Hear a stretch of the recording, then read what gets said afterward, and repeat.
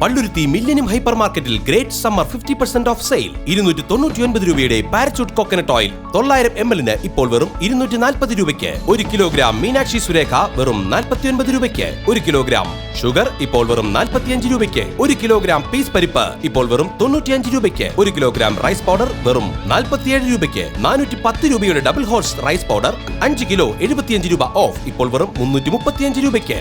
160 രൂപയുടെ brook bond red label 500 ഗ്രാമിന് 30 രൂപ ഓഫ് ഇപ്പോൾ വെറും 130 രൂപയ്ക്ക്.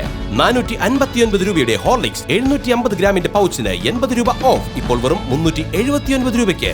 ഇവ കൂടാതെ നിങ്ങളുടെ വീട്ടിലെ പല നിത്യോപയോഗ സാധനങ്ങൾ മറ്റെവിടെയും ലഭിക്കാത്ത വൻപിച്ച വിലക്കുറവിൽ വേഗമാവട്ടെ. ഈ ഓഫർ മെയ് 1 മുതൽ മെയ് 5 വരെ മാത്രം. കൂടാതെ നിങ്ങൾക്ക് ആവശ്യമായ സാധനങ്ങൾക്ക് ഞങ്ങളുടെ വാട്സ്ആപ്പ് നമ്പറായ 9605788111 എന്ന നമ്പറിൽ മെസ്സേജ് ചെയ്യൂ. ഫ്രീ ഹോം ഡെലിവറി സൗകര്യം ഉണ്ടായിരിക്കുന്നതാണ്. Millennium hyper market, Palluruthuvili, Kochi.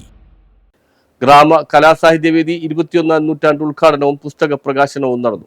ഗ്രാമ കലാസാഹിത്യവേദി 21ാം നൂറ്റാണ്ട് ഉദ്ഘാടനവും പുസ്തക പ്രകാശനവും അങ്കമാലി ജീവധാര മിനി ഓഡിറ്റോറിയത്തിൽ നടന്നു. സിനിമാ സംവിധായകനും നടനുമായ ചോട്ടാ വിപിൻ ഗ്രാമ കലാസാഹിത്യവേദി ഉദ്ഘാടനം ചെയ്തു.